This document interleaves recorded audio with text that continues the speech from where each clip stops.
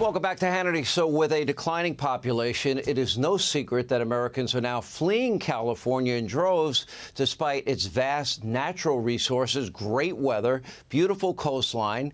Now, California is shrinking rapidly. But it's not just people. Businesses also are leaving the state. Look at this. According to one CBS report, approximately 65,000 have left since 1990. And that exodus continues to this day and is especially palpable in San Francisco. The city's famed Union Square neighborhood is now quickly turning into a ghost town with 19 major store closures since 2020. So what's going on in the Golden State, and will the state's governor take any responsibility? Here's part two of my interview with Governor Gavin Newsom. Let me ask about quality of life issues. When you have... I'll give you these back, by the way. I'm well aware of these stats. I think if you put them around the governor's mansion, this is going to be a classic interview.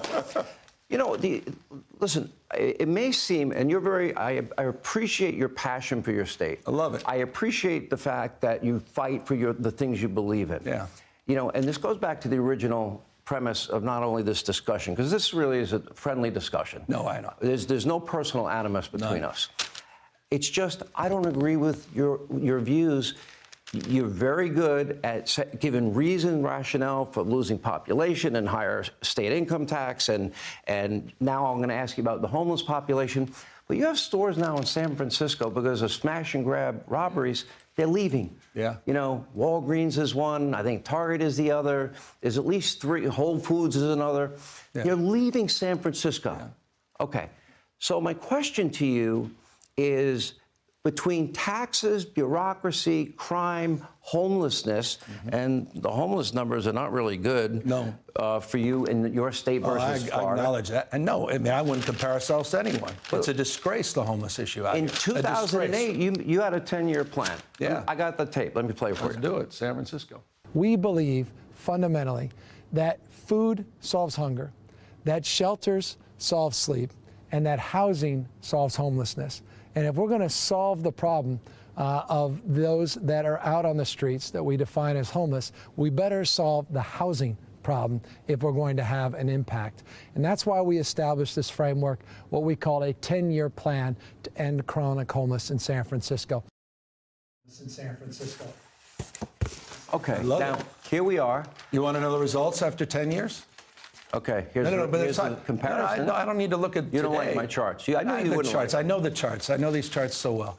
Yeah. After 10 years, we reduced the street population by 33%. You know what? I'm proud of the fact we established the goal, and we did it with the Bush administration, with Republicans. We did it with a framework where we were actually identified by George W. Bush as one of the leaders in terms of establishing not only a framework of a plan, but delivering on what we promoted and promised. And I agree with you. You know, Michelangelo said it best. The biggest risk in life is not that we aim too low and reach it. It's we aim too high and miss it, rather the opposite. My point being, we have to be audacious. And in so doing, we actually made progress. This state has not made progress in the last 2 decades as it relates to homelessness. Why?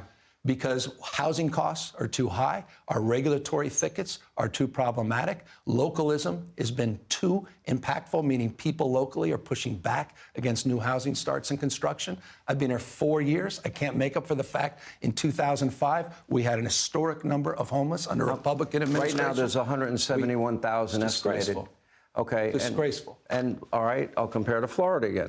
26,000. Of course. Okay, same weather, similar state. I mean, I've lived in both. Dynamics are very different. That said, we own this, Sean. I'm not here defending this. Okay. But here's the difference. But you're going to build 1,200 homes this year, I read. That's not true. You have a proposal. I just got 68,000 people off the streets last year. And by the way, that's been PolitiFact, 68,000. I have a $15.3 billion homeless plan. When I got here, it was $500 million. The state of California was not involved in the homeless issue. We got involved. We're holding cities and counties accountable. I'm suing cities that are not producing housing. We actually have a 15-year high in new housing starts in the state of California. We're actually seeing programs produce real results, but I want accountability. I'm not the mayor of California. I'm governor of states larger than 21 states, populations combined. And the difference between me and most politicians is I own this. I take responsibility for this. This is personal to me. I love this state. I don't like what's happening with the encampments. I don't like what's happening in the streets and sidewalks. I don't like the bashing of my old city, San Francisco. Whole Foods did shut down one business, but there was a bad location to begin with. They're opening a new one. We have 2.7%. My sister was out here recently with her team, and I said, don't go to the wharf. Certain parts are bad. And we own that. And I just put the National Guard and the CHP down there. Hundreds of millions. I know. And by the way, you mentioned defund police. Don't accuse me of that. I've never been part of that. You did say, and I have a quote of you saying you didn't want to build any more border wall. That quote I have. Because it was sort of farcical, this notion that somehow you're going to have a physical structure that's 2,000 miles long. Why not? With all due respect, I sit here watching the former president say he did it and somehow Mexico paid for it. It's laughable, those assertions. Well, you got a better trade deal with Mexico and Canada, NAFTA. I'm not here to take a cheap shot on that point. And coming up next. But you are an open sanctuary state. Why don't you embrace them? I'm about dealing with the cards that are dealt. I'm for comprehensive immigration reform. I'm proud of our president for putting a strategy out. And you guys have been silent on it. You haven't even discussed it. If you are a sanctuary state, why don't you embrace them and say thank you for sending them? We embrace everybody here. We deal with the cards of date in a human way.